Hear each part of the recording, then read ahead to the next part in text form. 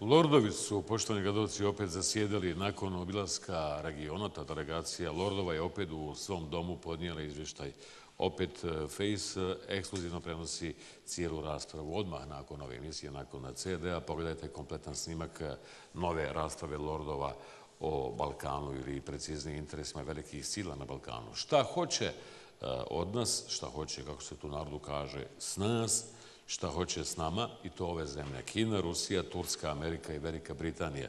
U CD-u kratko, nakon CD-a opet kompletan snimak rasprave. Malo zabavno, malo smiješno i vrlo ozbiljno na početku rasprave, za razliku od one prve rasprave, Lord Howell, koji je vodio ovu, je upozorio učesnike rasprave da budu oprezni u izjašnjavanju, jer, citiramo, moram službeno kazati da je ova sesija zvanična, da se snima i da se bilježi, bit ćete u mogućnosti vidjeti sve što ono kažete. Dakle, bez brige, Lord Howell i ovu sesiju je Face snimio.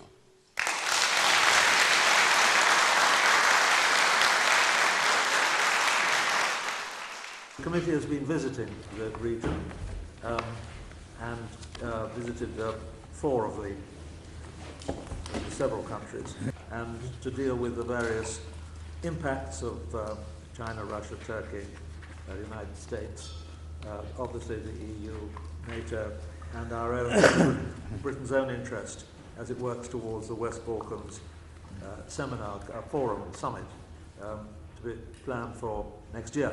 For China first, and Mr. Makoki, you start. Because China wants to link its own market with the European market, and the Balkans are perceived as a gateway to it. Since 2012, China has moved on with lavish funds, with political engagement, establishing close political links with the leadership of the countries in the region, and has also offered substantial funding for infrastructure and also promised investments.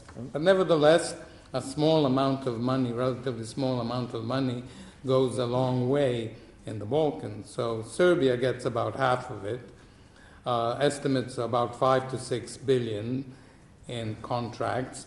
But the important thing is this is all in the form of loans. I've made a chairman's mistake.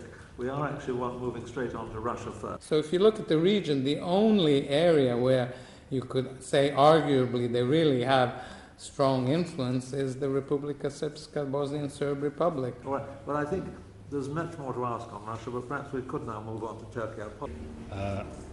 About 3/4 of the Bosniak population cite Turkey as their favourite country in the world. I would talk about the way to look at it, I think, again. I mean, one thing perhaps I would say is, of course, as we speak, Erdogan is in Serbia. Yes. So these things are in flux.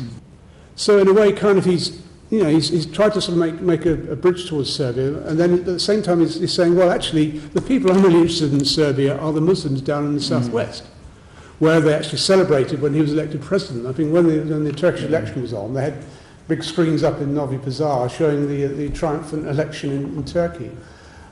These people are, very, very, very pro-Turkish, but that annoys the rest of Serbia.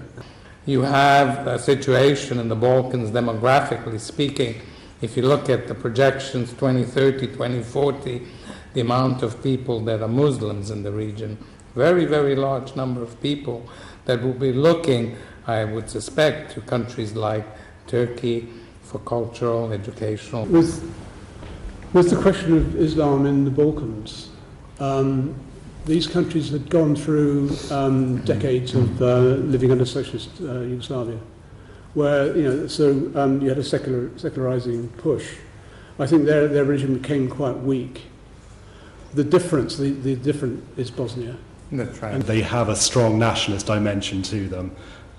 They're directed against Serbs who, for example, were prison camp guards during the war. Foreign Minister Dacic singing to President of Turkey at a dinner last night in Turkish.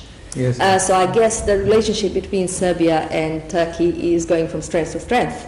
I know we haven't spoken about United Arab Emirates that has got quite a sizable investment in Serbia for whatever reasons. Do you think that country as small as Serbia can ride, as they say, 3 horses at the same time and have the relationship with the European Union and leverage all 4 at the same time, including Turkey. There are 5 then. Well, they had the great historic teacher in Tito, I guess. Now, let's turn to the United Kingdom's role in all this. So in other words, it's a deal which would involve the partition of Kosovo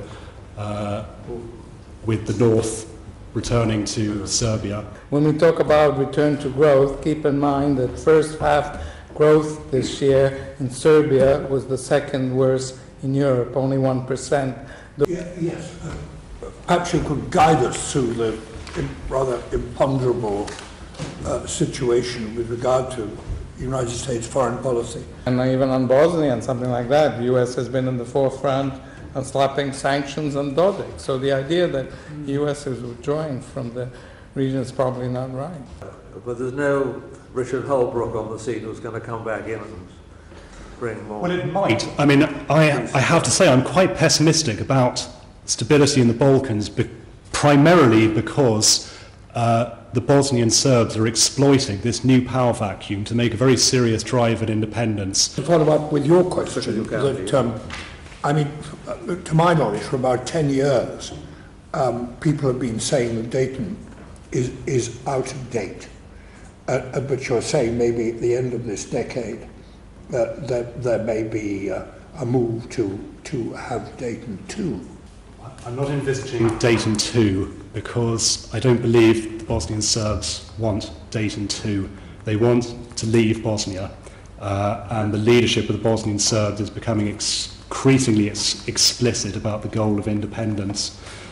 But if you're asking what the preconditions for that are, the Bosnian Serbs, Republika Srpska is an inherently weak entity with about 1.3 million people, an almost indefensible territory, and I think Russia is actually dampening down some of its ambitions at the moment because Russia doesn't want a clash with Turkey in the Balkans.